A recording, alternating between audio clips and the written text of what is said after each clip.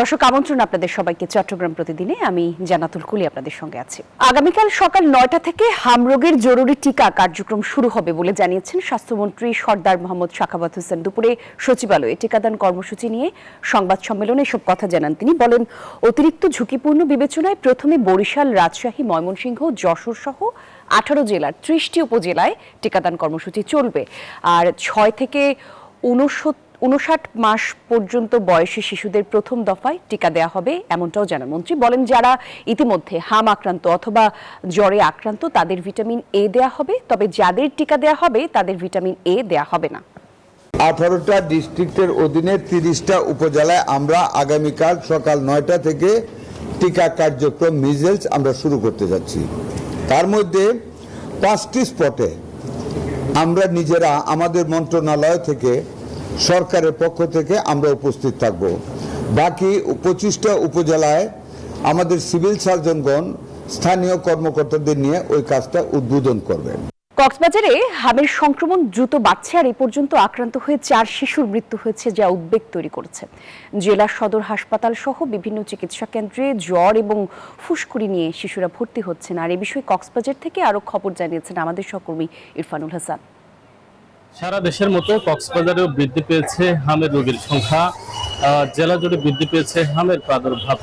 এখানে ইতিমধ্যে 4 শিশুর মৃত্যু হয়েছে হামে আক্রান্ত হয়ে। এরপর থেকে পুরো কক্সবাজারে বেশ উদ্বেগ ছড়িয়ে পড়ছে। যাদের বাসায় শিশু রয়েছে তাদের বাসায় এক প্রকার উদ্বেগ আর উৎকণ্ঠা বিরাজ করছে। জেলা সদর হাসপাতাল কর্তৃপক্ষ জানিয়েছে ইতিমধ্যে প্রায় শতাধিক হামে আক্রান্ত শিশুর চিকিৎসা এখানে হয়েছে। কক্সবাজার সদর হাসপাতালের পাশাপাশি এখানে বেশ কয়েকটি প্রাইভেট ক্লিনিকেও চলছে হামের চিকিৎসা। কিন্তু কক্সবাজার সদর হাসপাতালে চিকিৎসা নেওয়ার সময় 4 শিশুর মৃত্যুর পর একেবারে জেলা জুড়ে বেশ উদ্বেগ ছড়িয়ে পড়েছে। এখানে স্থানীয়দের পাশাপাশি রোহিঙ্গাদের যে বিশাল বহর, প্রায় 12 লাখ রোহিঙ্গাদের জনবসতি থেকেও হাম ছড়িয়ে পড়ার সম্ভাবনা দেখা দিয়েছে এবং ছড়িয়ে পড়ছে বলে জানিয়েছেন চিকিৎসকরা। তবে চিকিৎসকদের একটি পক্ষ দাবি করছে অনেকে আসলে হাম আক্রান্ত হয়েছে বলে এমন গুজব ছড়িয়ে পড়ে শিশুদের কিছু হলেই হামের যে ওয়ার্ড আছে সেখানে তড়িঘড়ি করে নিয়ে আসছে, যার ফলে হাসপাতালেও এক প্রকার চাপ তৈরি হয়েছে। তবে কক্সবাজার সদর হাসপাতাল কর্তৃপক্ষ ইতিমধ্যে একটি হামের ওয়ার্ড খুলেছে এবং সেখানে একটি আইসোলেশন সেন্টার চালু করেছে। সব মিলিয়ে কক্সবাজারে হামের যে পরিস্থিতি, এখানে এখন পর্যন্ত সিভিল সার্জন জানিয়েছেন এখানে প্রায় শতাধিক হামের রোগী কক্সবাজারে চিকিৎসা নিয়েছেন এবং এটি আসলে মানুষ সচেতন হলে এই রোগ থেকে বাঁচা সম্ভব বলে জানিয়েছেন চিকিৎসকরা। এই ছিল কক্সবাজার থেকে হামের সবশেষ খবরাখবর। গণভোটের রায় বাস্তবায়নের দাবিতে রাজধানীতে সমাবেশ এবং বিক্ষোভ মিছিল করছে জামায়াত ইসলামীর নেতৃত্বাধীন 11 দলীয় জোট। এ বিষয়ে সবশেষ তথ্য জানাতে আমাদের সহকর্মী তৌহিদুল ইসলাম আমাদের সঙ্গে যোগ দিচ্ছেন। তৌহিদ, একটু জানাবেন বিক্ষোভ থেকে সবশেষ কি তথ্য আছে আপনার কাছে? কলি, আপনাকে ধন্যবাদ। এত সময় কিন্তু সেই বিক্ষোভপূর্বক সমাবেশ হয়েছে। সমাবেশে কিন্তু বক্তারা বলছেন যে সরকার অনতিবিলম্বে যাতে গণভোটের রায় মেনে নিয়ে সংবিধান সংস্কার পরিষদ গঠন করে এবং সংবিধান সংশোধন নয় বরং যাতে সংস্কার করে, তারা এই কথাটি বলছে। তারা বলছেন যে দেশ পরিচালনায় 72-এর সংবিধান কিংবা আওয়ামী লীগের সংবিধান নয়, জনগণের সংবিধান সংস্কার করে বানাতে হবে, তাছাড়া তারা দেশ পরিচালনা করতে দেবেন না। এছাড়া তারা বলছেন সরকার যদি এটা খুব দ্রুতই সংসদে মেনে না নেয় তাহলে তারা রাজপথে আরও কঠোর আন্দোলনে যাওয়ার জন্য তারা প্রস্তুতি নিচ্ছে। সেই প্রস্তুতি হিসেবে যে আজকে তারা এই যে বিক্ষোভ সমাবেশ করেছে, সেই সমাবেশ থেকে কিন্তু এখানে 11 দলের নেতাকর্মীরা যুক্ত ছিল। NCP, Khelafat Majlis, Bangladesh Khelafat Majlis, labour party সহ মোট 11টি দলের নেতাকর্মীরা এখানে বক্তব্য রাখছে। সবাই মোটামুটি একটি কথাই জোর দিয়েছেন যে সরকার যদি তাদের এই জনগণের জনরায় অর্থাৎ গণভোটের রায় যদি তারা মেনে না নেয় তাহলে সরকারকে তারা ফ্যাসিবাদের সূচনা বলে আখ্যা দিচ্ছেন। তারা বলছেন যদি জনগণের রায় উপেক্ষা করা হয় তাহলে আওয়ামী কায়দায় সরকার ফ্যাসিবাদের দিকে আবার হাঁটছে, কিন্তু তারা এটি মেনে নেবেন না।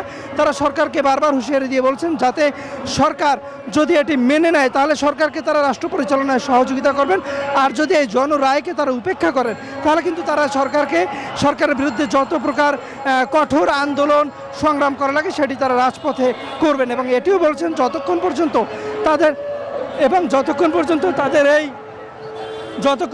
তাদের এই দাবি সরকার মেনে না নিবে ততক্ষণ পর্যন্ত তারা রাজপথ থেকে উঠে যাবেন না, এমনটি কিন্তু এই আন্দোলন থেকে বলেছেন। তো কলি, এই ছিল আমার কাছে থাকা সর্বশেষ তথ্য।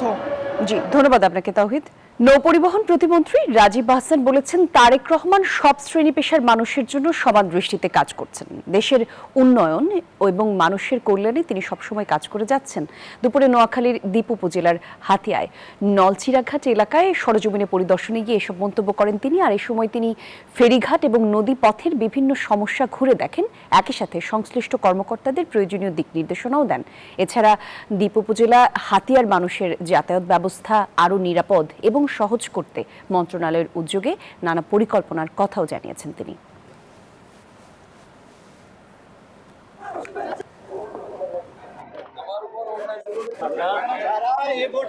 সব এলাকার, সব মতের, সব পক্ষের, সব মানুষের জন্য মাননীয় প্রধানমন্ত্রী জনাব তারেক রহমান সাহেবের সমান দৃষ্টি, সেটিকে মাথায় রেখে তার সেই যে দৃষ্টিভঙ্গি সেটিকে মাথায় রেখেই কিন্তু আপনার এখানে আসা এবং যে জিনিসগুলো আমরা চোখে দেখেছি প্রত্যেকটি জিনিসের সমাধান করার চেষ্টা করব। স্বনির্ভর দেশ গঠনে কৃষিভিত্তিক অর্থনৈতিক জোন গঠন করার কথা জানিয়েছেন প্রাণী সম্পদ মন্ত্রী এবং বিএনপির যুগ্ম মহাসচিব শহীদ উদ্দিন চৌধুরী অ্যানি। শনিবার দুপুরে লক্ষ্মীপুরে জেলা পরিষদ প্রাঙ্গণে মৎস্য অধিদপ্তরের আয়োজনে জেলেদের মাঝে খাদ্য সামগ্রী বিতরণ অনুষ্ঠানে প্রধান অতিথির বক্তব্যে তিনি এসব কথা বলেন। এ সময় উপস্থিত মৎস্য এবং প্রাণী সম্পদ প্রতিমন্ত্রী সুলতান সালাউদ্দিন টুকু বলেন, সরকার জনগণের রায় নিয়ে ক্ষমতায় এসেছে, যে কোনো ষড়যন্ত্র রোধে সজাগ থাকার আহ্বানও জানান তিনি। কৃষি ভিত্তিক অর্থনৈতিক জোন হিসেবে গড়ে উঠে আমাদের এই অত্র অঞ্চলের মানুষের কর্মসংস্থানের ব্যবস্থা হবে, উৎপাদন উন্নয়নের ব্যবস্থা হবে, আমরা এলাকার মানুষ স্বাবলম্বী হব, লক্ষ্মীপুরটা স্বনির্ভর হবে ইনশাআল্লাহ। চট্টগ্রামের পতেঙ্গা থেকে ডিজেল, গ্যাস সিলিন্ডার এবং পাচারকারী সহ একটি বোট জব্দ করেছে বাংলাদেশ কোস্ট গার্ডের সদস্যরা। এ সময় আটক করা হয়েছে 12 জন পাচারকারীকে। কোস্টগার্ড জানায়, সকাল 6টায় চট্টগ্রামের পতেঙ্গার বহির্নোঙ্গর এলাকায় বিশেষ অভিযান চালিয়ে কোস্টগার্ড আউটপোস্ট পতেঙ্গা শাখা, এ সময় তারা একটি সন্দেহজনক বোটে তল্লাশি চালিয়ে অবৈধভাবে শুল্ক কর ফাঁকি দিয়ে মিয়ানমারে পাচারের উদ্দেশ্যে বহনকৃত প্রায় 6,24,000 টাকা মূল্যের 6,000 লিটার ডিজেল জব্দ করেছে।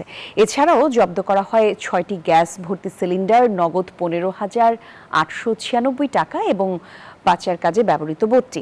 এ সময় বোট থেকে 4 জন বাঙালি এবং 8 জন রোহিঙ্গা সহ মোট 12 পাচারকারীকে আটক করা হয়। কোনো শিক্ষা প্রতিষ্ঠানের বাথরুমেও যদি নকল পাওয়া যায়, তবে কেন্দ্র সচিব, প্রতিষ্ঠান প্রধান সহ সংশ্লিষ্ট সকল কর্মকর্তাদের জবাবদিহিতার আওতায় আনা হবে বলে মন্তব্য করেছেন শিক্ষামন্ত্রী এহসানুল হক মিলন। দুপুরে কুমিল্লা জেলা শিল্পকলা একাডেমিতে এক মতবিনিময় সভায় এসব কথা বলেন তিনি।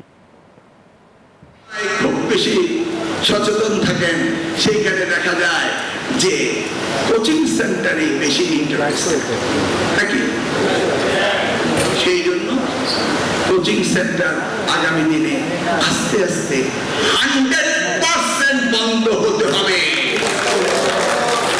কিভাবে করবো? আমি সার্কুলার দেব না, আইন করে বন্ধ করবো না, অটোমেটিক্যালি। মধ্যপ্রাচ্যে চলমান যুদ্ধে ক্ষেপণাস্ত্রের ধ্বংসাবশেষ পড়ে বাহরাইনে নিহত বাংলাদেশি কর্মী সন্দীপের SM তারেক আলীর মরদেহ 1 মাস পর দেশে পরিবারের কাছে হস্তান্তর করা হয়েছে। শনিবার চট্টগ্রামের পাহাড়তলীতে জানাজা শেষে দাফন করা হয়। আবু জাবেদের ছবিতে চট্টগ্রাম থেকে নয়ন বড়ুয়া জয়ের রিপোর্টে বিস্তারিত থাকছে। মধ্যপ্রাচ্যের চলমান সংঘাতের বলি বাংলাদেশি রেমিটেন্স যোদ্ধা সন্দীপের তারেক আলী। দীর্ঘ 1 মাস পর তার মরদেহ পেল পরিবার। চট্টগ্রামের হালিশহরের বাসায় আঙ্গিনায় অ্যাম্বুলেন্স, কপিনে সাদা কাপড়ে মোড়ানো মৃতদেহ। জানাজা ও দাফনের আগে একটুখানি দেখার সুযোগ পান স্ত্রী, একমাত্র মেয়ে ও স্বজনরা। SM তারেকের মরদেহ তার পরিবারের কাছে আসাতে আল্লাহর শুকরিয়া আদায় করছি, কারণ অনেকেই ইন্তেকাল করেন লাশটা ফেরত না পাওয়ার কারণে, সারা জীবনে আফসোস থাকে।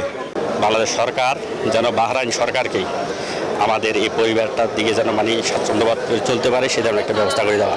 আমার মনে হচ্ছে আমার বাবা এখন আছে, হয়তো বিজি, কল দিবে, কল দিচ্ছি, মনে হচ্ছে না বাবা। গত 1 মার্চ রাতে বাহরাইনে ক্ষেপণাস্ত্র হামলায় নিহত হন তারেক। শুক্রবার সন্ধ্যায় তার মরদেহ দেশে পৌঁছে বেলা 11:30টায় জানাজা শেষে হালিশহরের ঈদগাহ বউবাজার এলাকায় দাফন করা হয়। এই সময় চট্টগ্রাম 10 আসনের সংসদ সদস্য সাইদ আল নোমান সহ উপস্থিত ছিলেন অনেকে। আমার চট্টগ্রাম 10 আসনের এমপি হয়ে আমি তাদের পাশে ছিলাম, আছি, থাকবো। আমাদের যা যা করা দরকার সংগঠন হিসেবে এবং ব্যক্তি হিসেবে আমরা তাদের পাশে থাকবো। SM তারেক 2009 সালে বাহরাইনে যান। সেখানে RC ড্রাই ডক নামের একটি প্রতিষ্ঠানে কাজ করতেন তিনি। নয়ন বড়ুয়া জয়, নিউজ 24 চট্টগ্রাম। দর্শক, এই ছিল চট্টগ্রাম নিউজ 24 চট্টগ্রাম প্রতিদিনের আপডেট। সঙ্গে ছিলেন যারা এতক্ষণ, ধন্যবাদ সবাইকে।